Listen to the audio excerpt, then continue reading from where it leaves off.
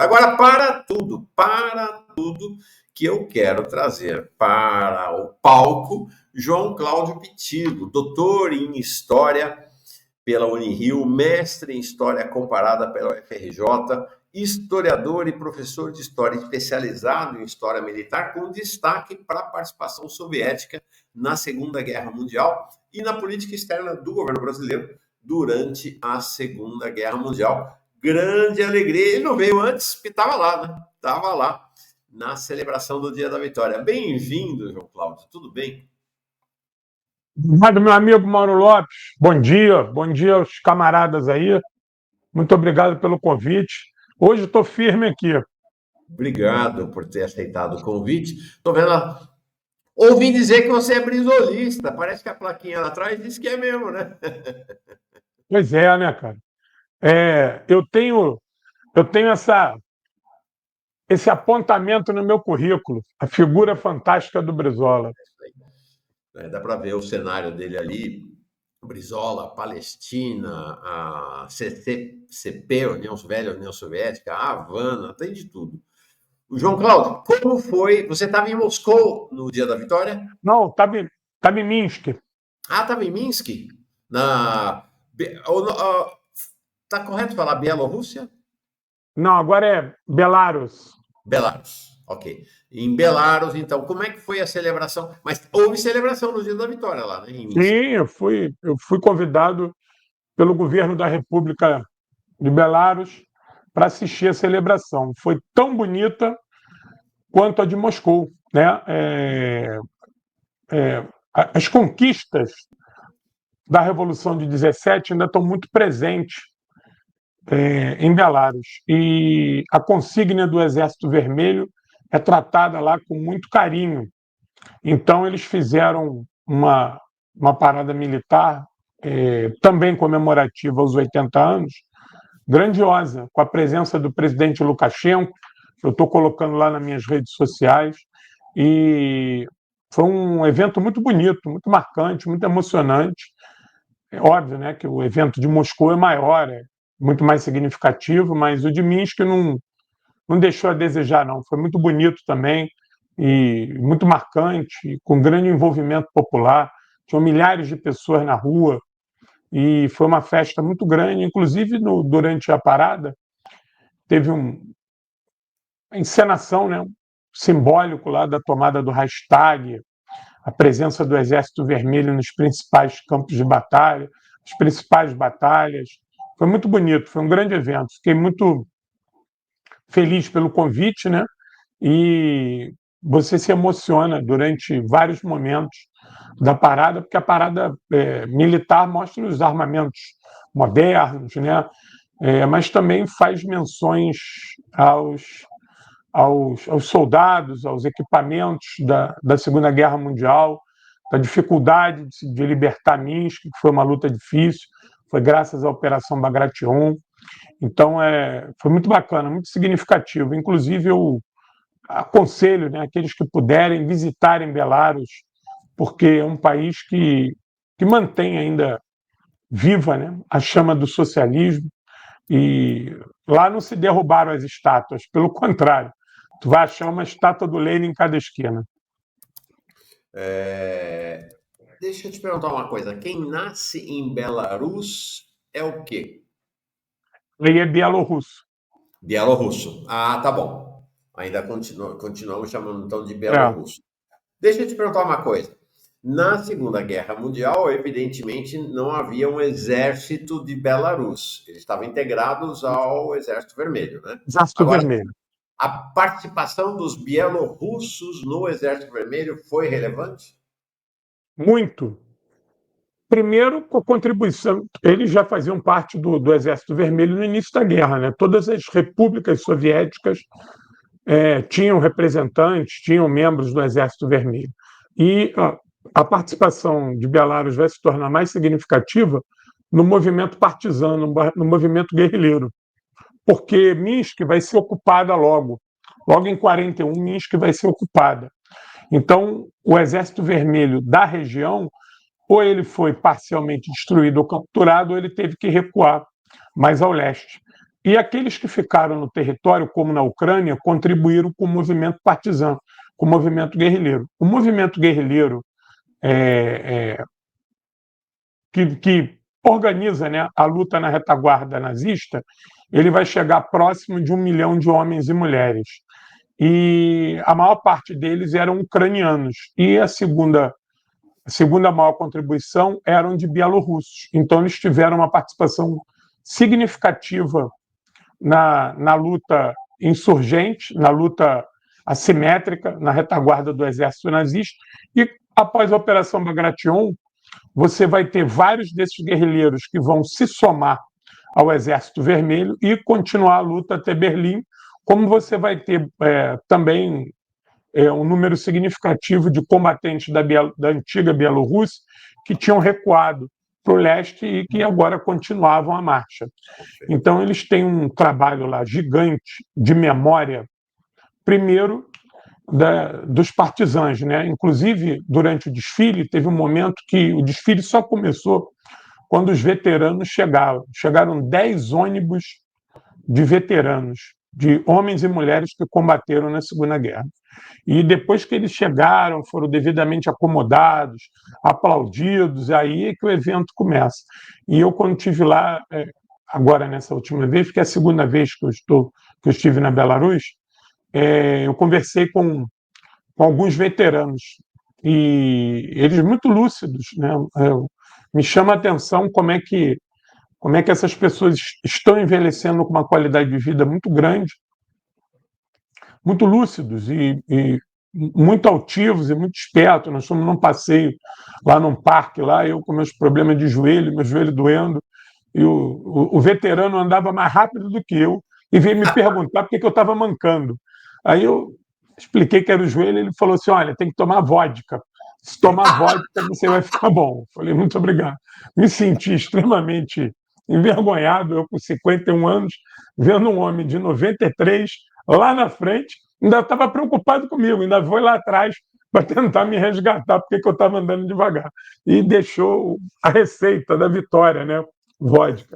Então, eles têm esse cuidado com Adorei. os veteranos e a memória lá é uma coisa fantástica, Mauro. Em cada esquina você vai achar um pedaço dessa luta na Belarus. Inclusive, na Belarus tem uma coisa curiosa que eu visitei ano passado, quando eu estive lá, que é a linha Stalin. A linha Stalin é um parque temático. Olha que coisa legal.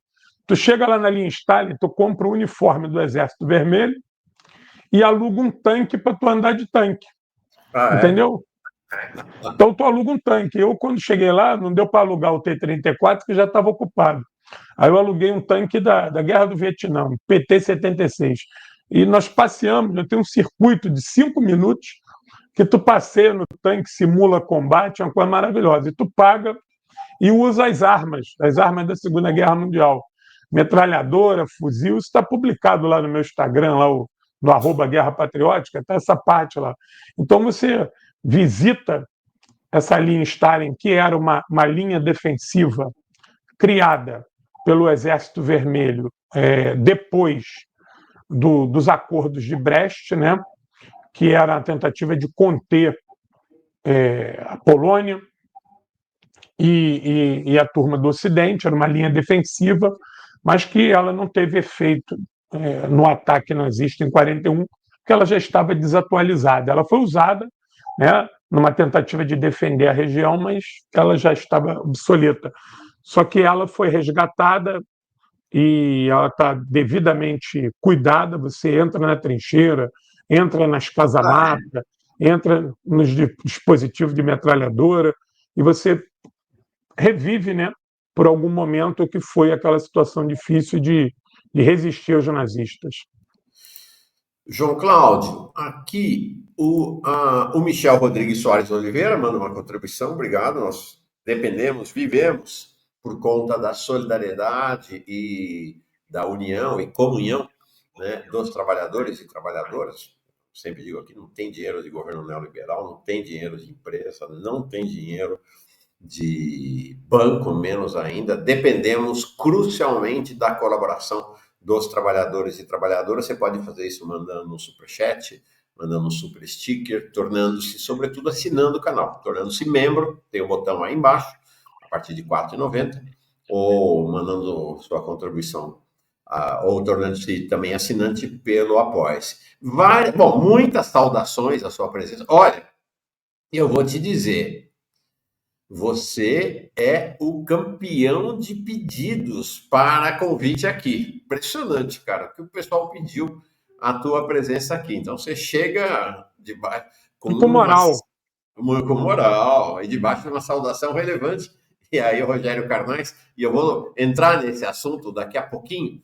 Hoje é a comunhão dos Jones Manuelinions e dos Pitilinions. Adorei. Adorei. Mas nós vamos falar dessa identidade entre você e Jones Manuel. Deixa antes colocar 3 questões aqui que eu queria falar sobre Segunda Guerra, sobre o momento atual e um pouquinho sobre Segunda Guerra também. O Matheus Nova diz assim, mas a Belarus não é mais um país socialista, certo? Não, é errado. É um país socialista. Uhum. Se definem como um país socialista.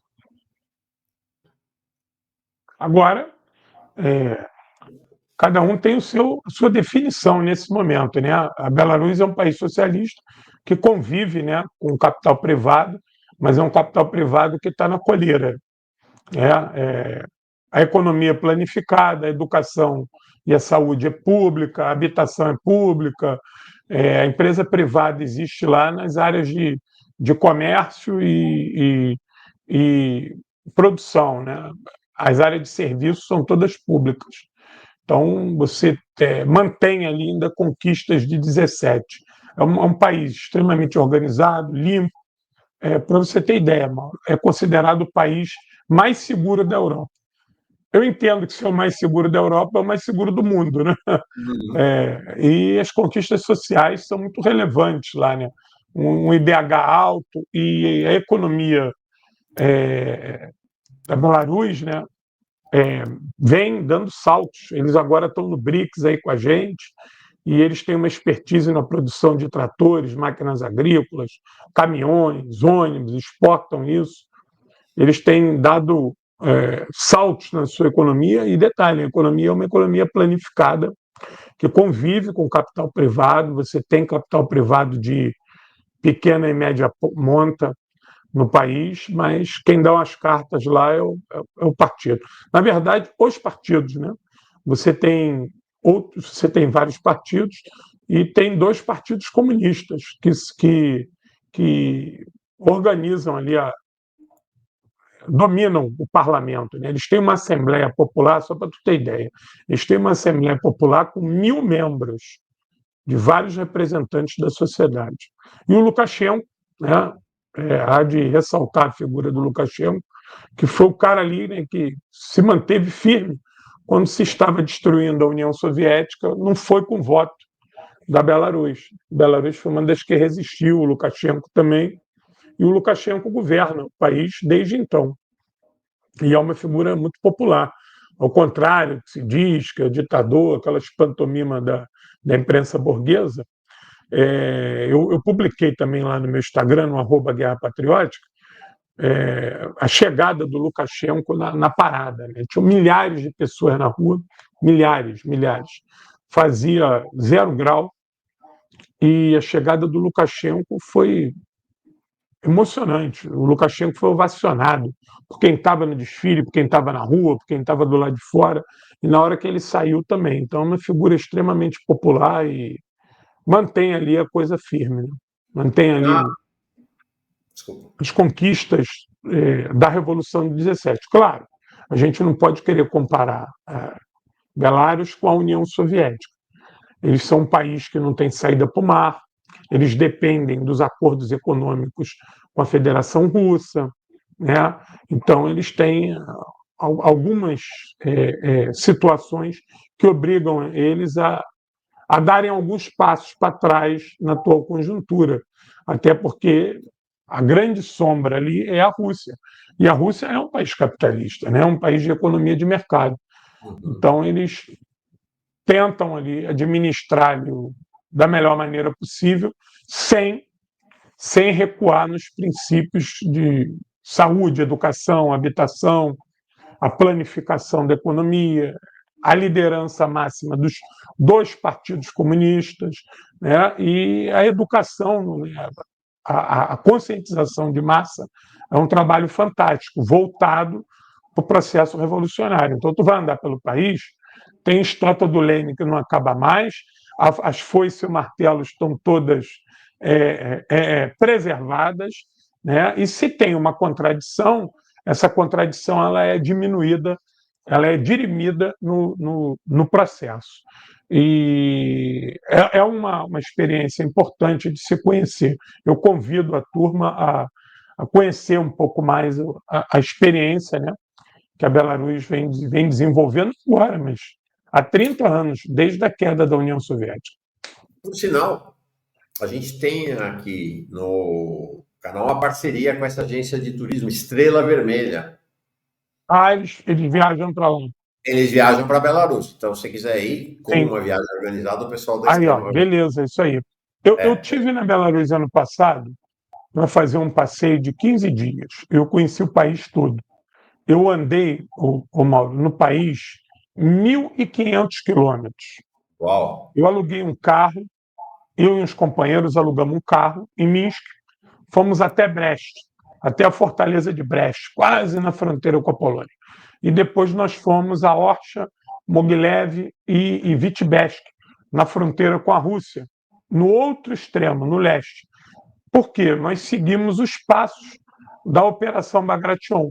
Eu quis visitar todos os grandes pontos onde houve grandes combates, grandes batalhas durante a Segunda Guerra Mundial. Visitei esses sítios históricos, estive em Katyn,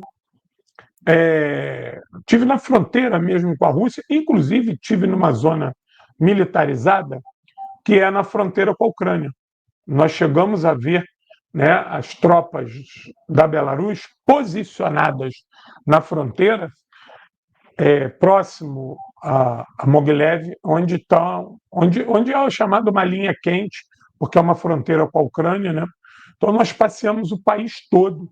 Eu queria só deixar isso registrado. Eu aluguei um carro, passei o país todo, não fui incomodado por ninguém, não foi proibido de tirar fotografia. A minha visita não é como agora, que foi uma visita oficial, foi uma visita de turismo normal, e você pode usar os seus cartões de crédito normal. Agora, tem algumas coisas que são interessantes. Por exemplo, o McDonald's foi nacionalizado. Lá é Mac Bielorrússia, foi nacionalizado. O Starbucks foi nacionalizado. Então você vai entrar em várias lojas, né? Várias marcas ocidentais que foram nacionalizadas. Mas se você não se atentar, a logo parece a mesma, né? O posto de gasolina, Shell foi nacionalizado, muita coisa foi nacionalizada.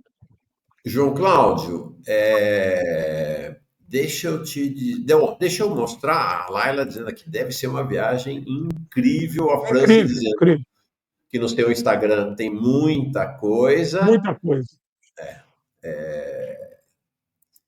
Então, olha aqui. Eu botei aqui o mapa para que a gente tenha uma ideia do que você está falando. Então, a Bielorrússia aqui no meio, tá? Então, vocês veem, do lado direito aqui é a imensidão da Rússia, Letônia, Lituânia e Estônia acima. Deixa eu aumentar um pouco, fica mais fácil. Tá? A Polônia e embaixo a Ucrânia.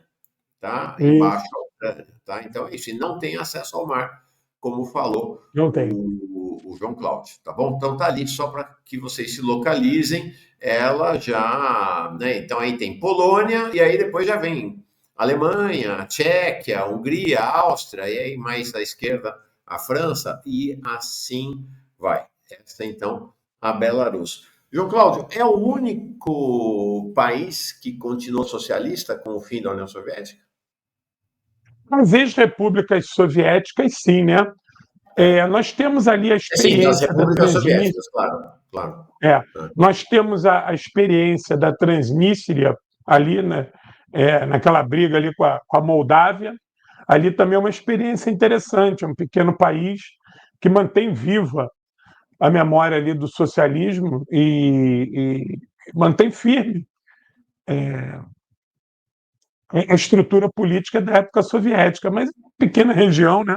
Tem tropas russas na região, é uma pequena região que mantém essa experiência viva. Agora, o curioso é que às vezes a turma passa desapercebido. As repúblicas de Lugansk e Donetsk, elas se colocam como repúblicas populares, né? Como a gente conhecia, como repúblicas populares. E apesar de elas serem agora parte da Federação Russa, elas querem manter a autonomia de uma economia planificada também, né? Eles vão, obviamente, eles já se integraram ao sistema econômico russo, eles usam agora o rublo russo, não mais a antiga moeda, mas eles querem continuar construindo uma experiência, nem que seja dual, né? Mas com base no que foi a experiência socialista de 17, tanto Lugansk quanto Donetsk. Eles têm essa.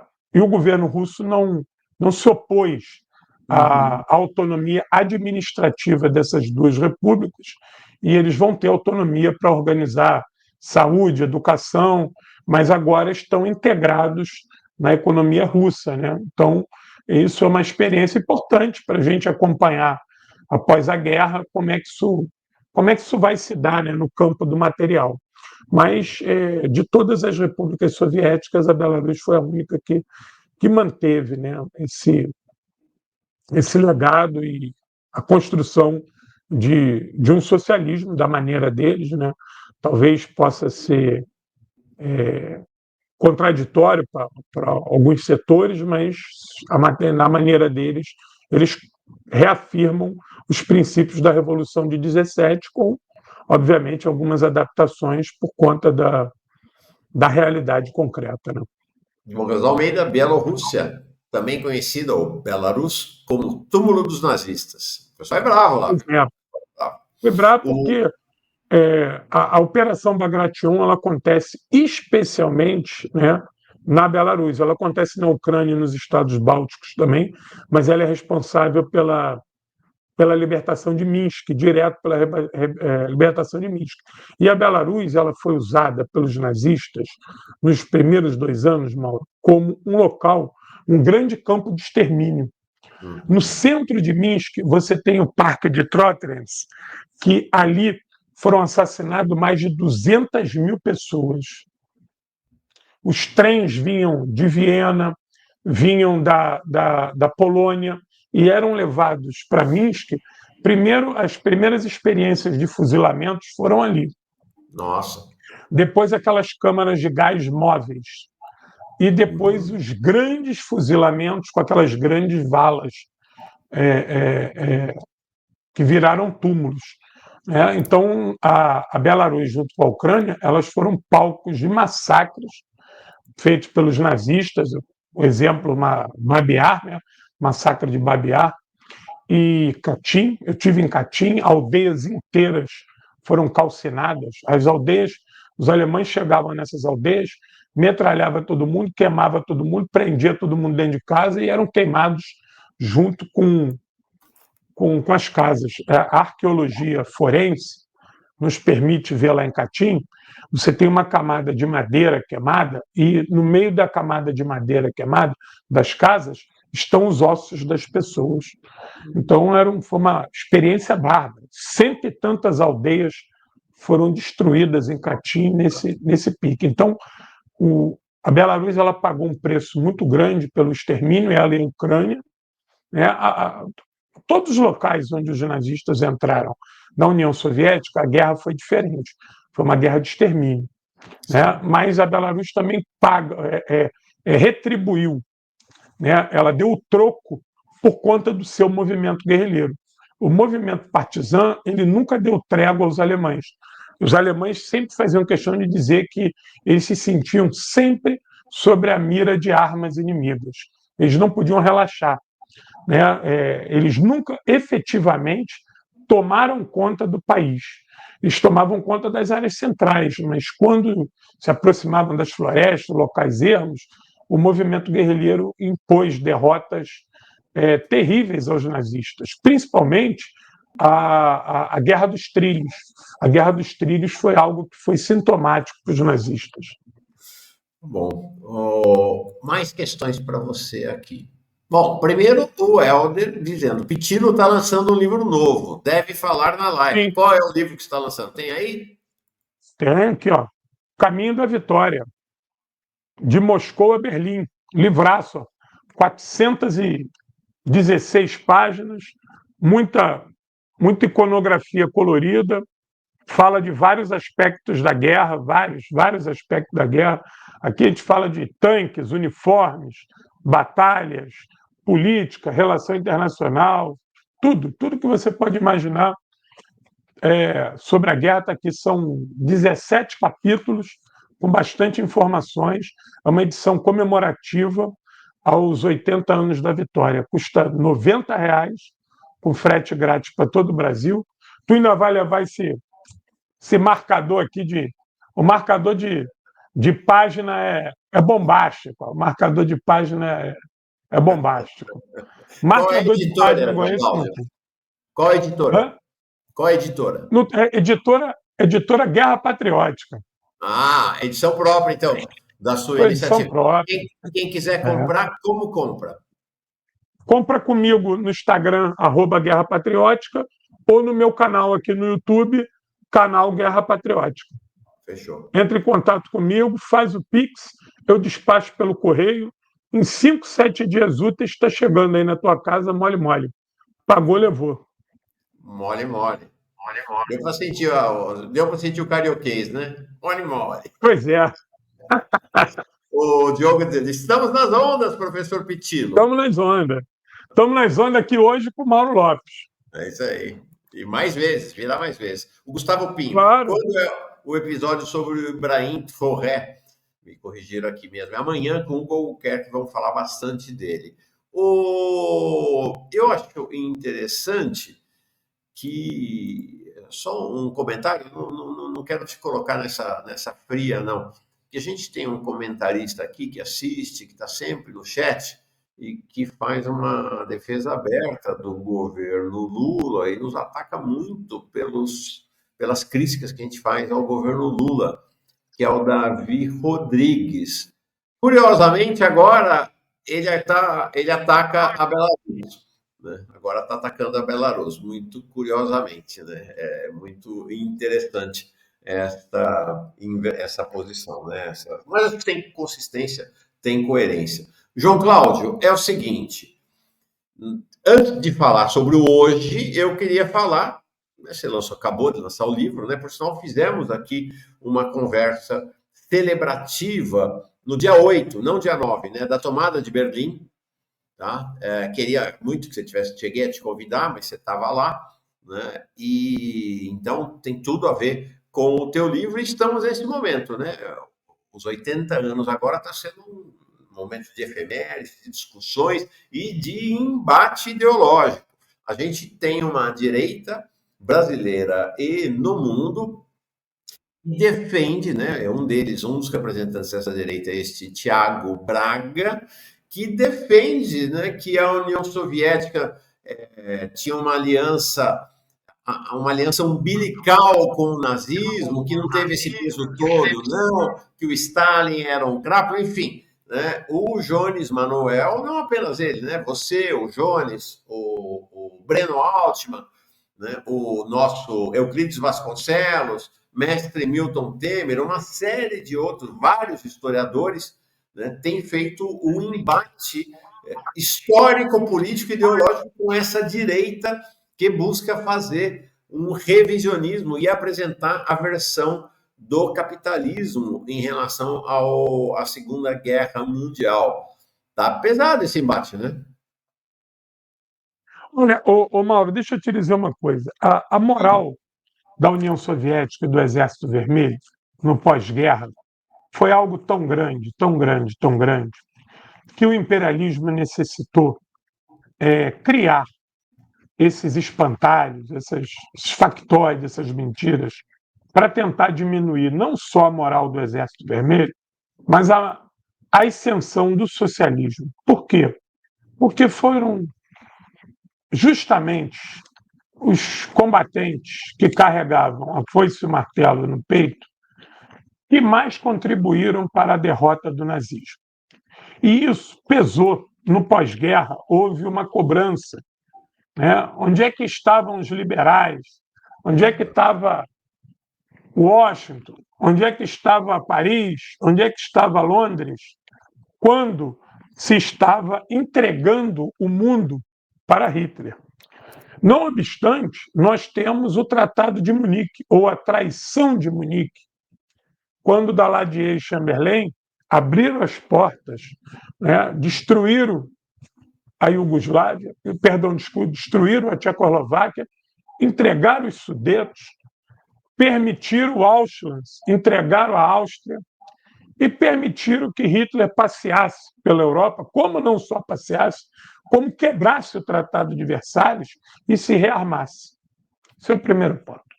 Quando Stalin ofereceu à Liga das Nações divisões para atacar Hitler na Áustria, Daladier e Chamberlain disseram que Stalin era um louco que queria levar o mundo à guerra. Isso em 1938, quando ele entra na Áustria. Tem um detalhe curioso que eu achei isso nas documentações até do Itamaraty, porque eu pesquiso muito a correspondência diplomática do Brasil na Segunda Guerra Mundial, e essa tese de que os comunistas precisam de guerras mundiais para impor a sua revolução, isso foi construído após 17, como se a revolução fosse fruto da Primeira Guerra Mundial. A revolução em 17 ela não é fruto da Primeira Guerra Mundial. Ela é fruto da miséria produzida pelo capitalismo, que se agudiza na Primeira Guerra Mundial. Então, na cabeça desses liberalóides, de hoje e de ontem, os comunistas queriam uma Segunda Guerra Mundial para se impor a nível mundial. E na cabeça deles era preferível Hitler, porque é o que o Stalin nos lembrava. O fascismo e o capitalismo, mesma coisa. Todos defendem o fascismo, é o modo de produção capitalista levado a todos os radicais, né?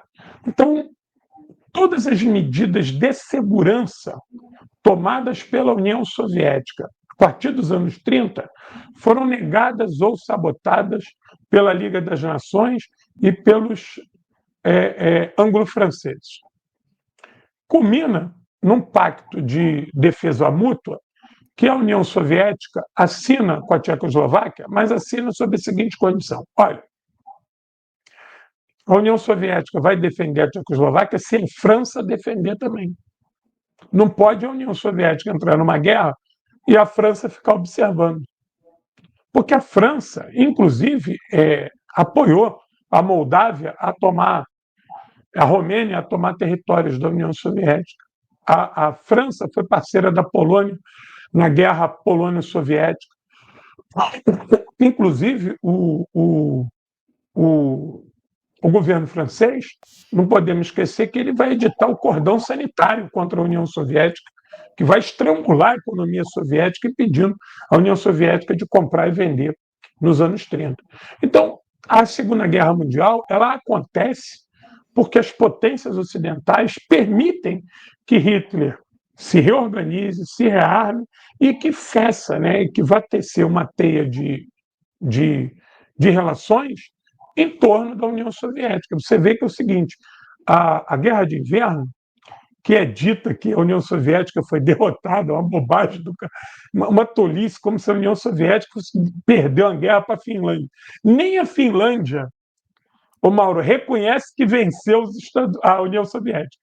Não existe nenhuma a bibliografia finlandesa fala, inclusive, que a União Soviética foram legais com eles porque não marcharam até Helsinki, né, na Guerra de Inverno. Mas o Mannerheim, o homem que era o líder finlandês, ele era fascista, aliado de Hitler, e também aliado de Churchill na Inglaterra. Olha que curiosidade, né? Então, todos esses movimentos contra a União Soviética, eles tinham o beneplácito do Ocidente, desse Ocidente capitalista. E todas as tentativas da União Soviética de costurar uma política de paz na Europa foram jogadas fora por eles, porque a ideia deles era que Hitler marchasse realmente para o leste e que tivesse um grande embate, União Soviética e Hitler, e depois França e Inglaterra viam o que faziam. Inclusive, eles atiraram a Polônia às trevas, porque a Polônia, essa que é vista como santinha, a Polônia tinha um pacto militar com a Alemanha nazista. Do mesmo jeito que a Inglaterra tinha pacto naval com a Alemanha nazista, até 1940. Então, essa coisa de que a União Soviética era amiga da Alemanha porque assinou o Pacto de Não Agressão. Veja, o pacto, o nome, não o nome, não é um pacto de amizade, é um pacto de não agressão. Quando você assina um pacto de não agressão, Mal, é porque você sabe que nós vamos nos agredir em algum momento. Se eu não tenho objetivo em agredir, para que eu vou assinar um pacto de não agressão com você? Os pactos de não agressão, eles eram assinados como alerta, para que ambos se preparassem, para que ambos tivessem um tempo, porque a agressão viria. Lógico que viria. Se não viesse, não assinado. Então, a União Soviética ela ficou sozinha.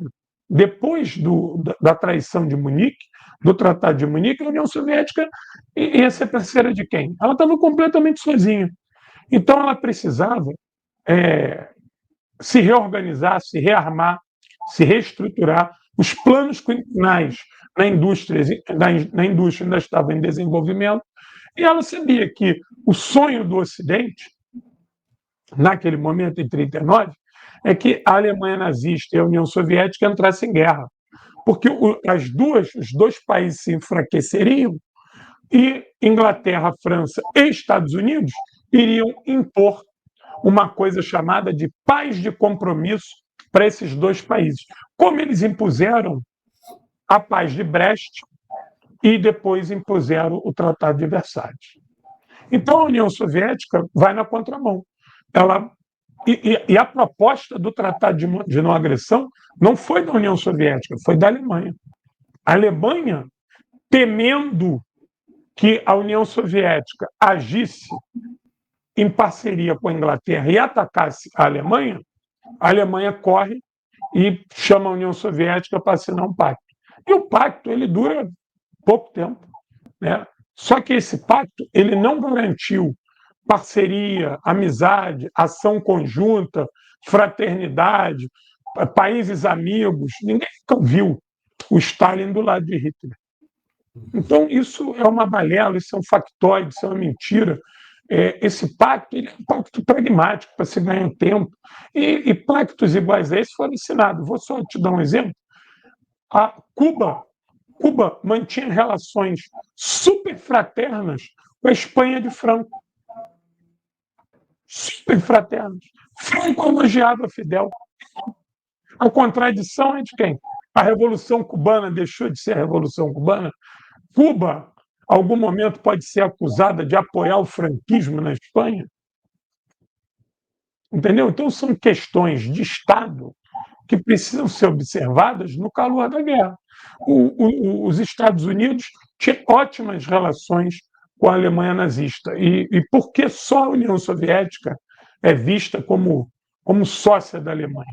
E a questão da Polônia, só para esclarecer, quando a Alemanha ataca a Polônia, o governo polonês, inclusive o general Sikorski, ordena que a população e o exército polonês corresse para o lado soviético. E quando a União Soviética ocupa a Polônia, data vênia, ela vai ocupar os seus territórios que a Polônia havia tomado da União Soviética na Paz de Brest. E esses territórios só não foram ampliados porque a Polônia não teve força para continuar a guerra, porque ela lança uma guerra contra a União Soviética para anexar mais partes da Ucrânia branca e da Bielorrússia branca. Então, essa Polônia santinha não existe. A Polônia era parceira da Alemanha nazista. E o que a União Soviética toma da Polônia eram territórios soviéticos que foram perdidos na paz de Brest, quando a Rússia se retira da guerra. João Cláudio, o Sérgio Alves diz aqui, até que enfim, parabéns, professor Pitilli e Mauro Lopes, comunismo na veia, proletários univos, urra! A Sueli Cruz, lá de Salvador, um bom dia soteropolitano, pena que terei de sair, mas assistirei o programa mais tarde, hoje Glauber em Salvador, Glauber Braga está rodando o país. Grande Glauber. Importante. Um abração para ele. Rodrigo Jara chega aqui como novo membro. Uma questão também que nós somos, no Ocidente, inundados pela versão estadunidense da Segunda Guerra Mundial, né?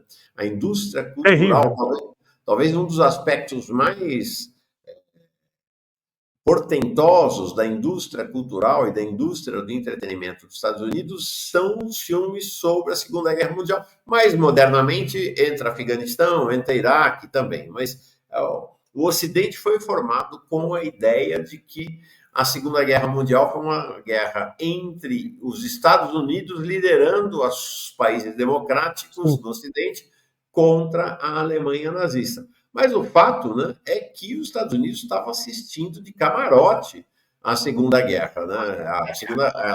A guerra começa em 39, os Estados Unidos só vão entrar em 41, João Cláudio, por causa do ataque japonês a Pearl Harbor. Senão não tinha entrado, né? Provavelmente não teriam entrado. Inclusive, durante muito tempo, os Estados Unidos tratou a guerra na Europa como mais um problema europeu. O Roosevelt falava o seguinte, isso é um problema europeu. Tanto que os Estados Unidos, para continuar fornecendo material bélico para a Inglaterra, os Estados Unidos exigem que a Inglaterra forneça acesso aos Estados Unidos às suas colônias no Oriente. Os Estados Unidos sempre tratou a guerra como um negócio. E veja, o ataque a Pearl Harbor não é que ele chama os Estados Unidos para a guerra. O ataque a Pearl Harbor alerta os Estados Unidos de que gestava-se uma guerra muito maior do que ele estava imaginando. Porque se ele tivesse a certeza que o ataque a Pearl Harbor era um fim em si mesmo, os Estados Unidos ainda ia demorar a entrar na guerra. É porque os Estados Unidos percebeu, naquele momento, porque Pearl Harbor dá errado, né? O ataque japonês visava destruir a frota estadunidense que tinha acabado de sair do porto de Pearl Harbor. Deu errado. E os Estados Unidos perceberam de que a força aeronaval japonesa era muito grande, era capaz de, inclusive, encurralar os Estados Unidos no Pacífico. E aí os Estados Unidos percebem que esse pacto, né, Berlim, Tóquio, Roma, ele não poderia ser destruído só no Pacífico. Não cabia só a destruição do Japão. E aí os Estados Unidos entendem, não, nós vamos ter que entrar nessa guerra, porque por mais que a gente tente lutar só no Pacífico contra o Japão, o movimento que hoje está na Europa é muito grande. É um movimento gigante. E tem dois alertas que os Estados Unidos vão tomar. Primeiro, que é a surra que ele e os ingleses vão tomar na África, lá em Kesselring, no Passo de Kesselring, né? Tobruk, aquelas surras que eles tomaram ali na África no primeiro momento.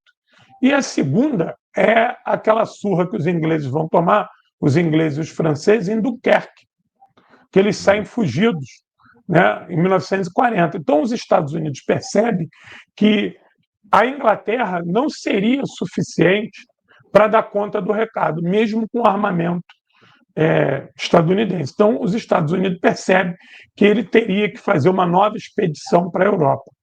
Mas essa ida dos Estados Unidos para a Europa e o combate ao Japão, Mauro, eu quero ressaltar aqui o heroísmo e a valentia de todos os soldados, homens e mulheres estadunidenses que contribuíram para a luta.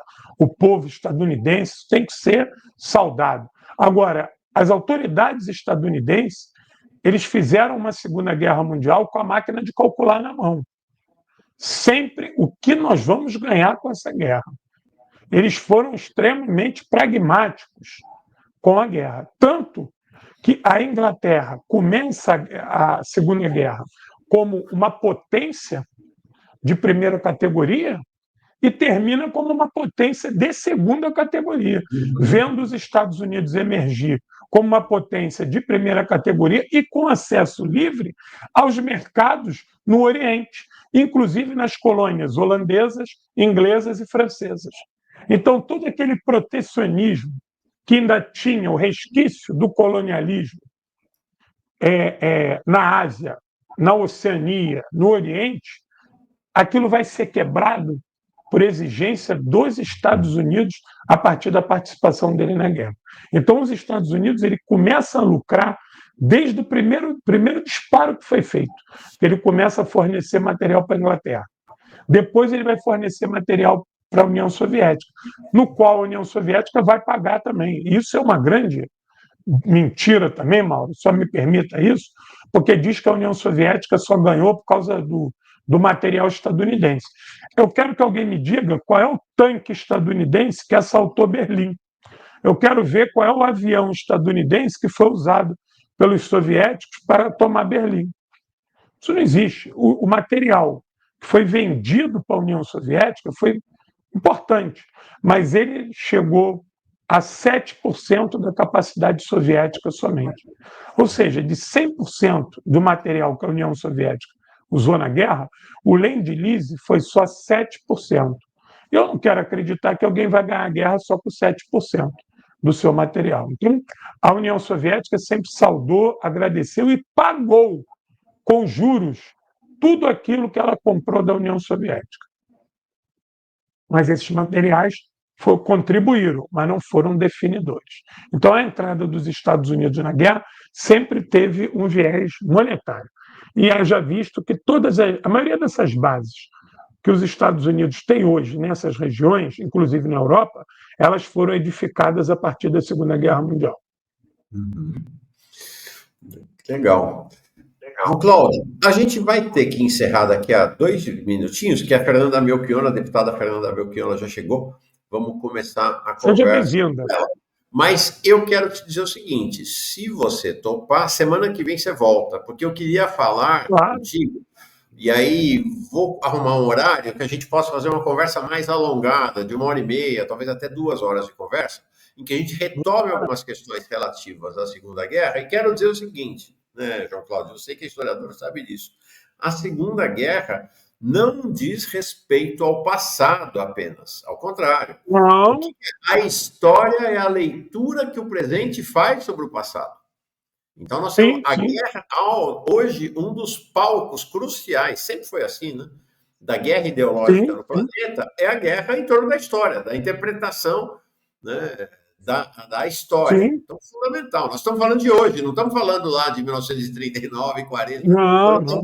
Certo? Então, essa é uma questão chave. Então, e aí eu gostaria, na próximo encontro nosso, de falar também sobre a guerra atual, né? Sobre Ucrânia e Rússia, Rússia e Ucrânia, com a perspectiva, até vai ser bom ser na semana que vem, vamos ver se vai rolar essa reunião hoje lá na Turquia, para na semana que vem a gente conversar. Olha aqui o Mindcast dizendo, até a minha idade adulta, eu achava que quem venceu a Segunda Guerra foram os Estados Unidos. Incrível. Incrível. Veja como a história diz respeito ao presente e ao futuro. Né? Pois é. É isso aí. Estamos nas ondas. É isso aí. Semana que vem. Estamos nas ondas, Mauro. Obrigado. Vamos ter João Cláudio Pitillo. Abre tua agenda, vou te mandar umas sugestões, 2 sugestões de data. Abre tua agenda aí com 1h30 para a gente conversar, 1h30, talvez até 2 horas. Um dia aqui só contigo para falar de Segunda Guerra, para falar da situação atual. Que vamos falar sobre Brasil na Segunda Guerra Mundial, que eu sei que você tem um estudo sobre também, tá bom? Vamos embora. Prazer. Eu só te conhecia de ver no vídeo, agora conhecendo assim, de diálogo, adorei. Isso é uma simpatia, viu? Eu te agradeço. É uma simpatia, não é à toa que faz tanto sucesso. Sabe muito e é simpático. E é carismático. Obrigado. Vamos embora. Tamo junto. Tamo junto e misturado.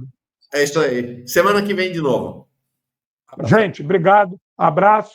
Para conhecer um pouquinho mais do meu trabalho, vai lá no canal no YouTube Guerra Patriótica e no Instagram @Guerra Patriótica. Mauro, Companheiros, até a próxima. Obrigado, Urra. Vamos avançar sempre nas ondas. É isso aí. Vamos Abração. avançar Tchau. nas zonas, vamos avançar.